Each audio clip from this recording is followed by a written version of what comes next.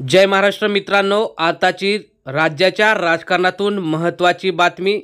भाजपाला बसलाय आजच्या दिवसातला सर्वात मोठा धक्का.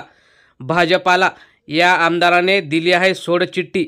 लोकसभेप्रमाणेच पुन्हा भाजपाचा पराभव विधानसभेत सुद्धा होणार असं वक्तव्य करून दिलाय भाजपाच्या विरोधी पक्षातील अनेकांना पाठिंबा.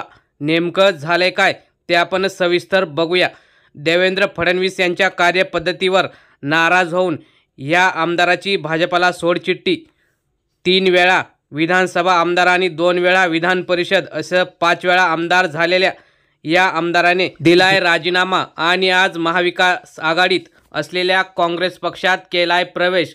विदर्भातील गोंदिया येथील आमदार गोपाळ अग्रवाल यांनी आज नाना पटोले यांच्या उपस्थितीत भाजपातून काँग्रेसमध्ये प्रवेश केला. यावेळी त्यांनी फडणवीस आणि नितीन गडकरी यांच्यावर तोफ डागली. भाजपा अगोदर होती तशी राहिली नाही, ती विचारांवर चालत नाही, त्यामुळे आता मी काँग्रेससोबत जात आहे आणि पूर्ण विदर्भात काँग्रेससाठी मी मोठं काम करेल असं आश्वासन त्यांनी काँग्रेसच्या नेत्यांना दिलं.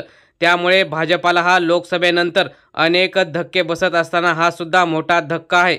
मित्रांनो, तुम्हाला काय वाटतं? विधानसभेच्या अगोदर सुद्धा भाजपाला असेच धक्के बसतील का? आपल्या प्रतिक्रिया कमेंट बॉक्समध्ये जरूर कळवा. धन्यवाद.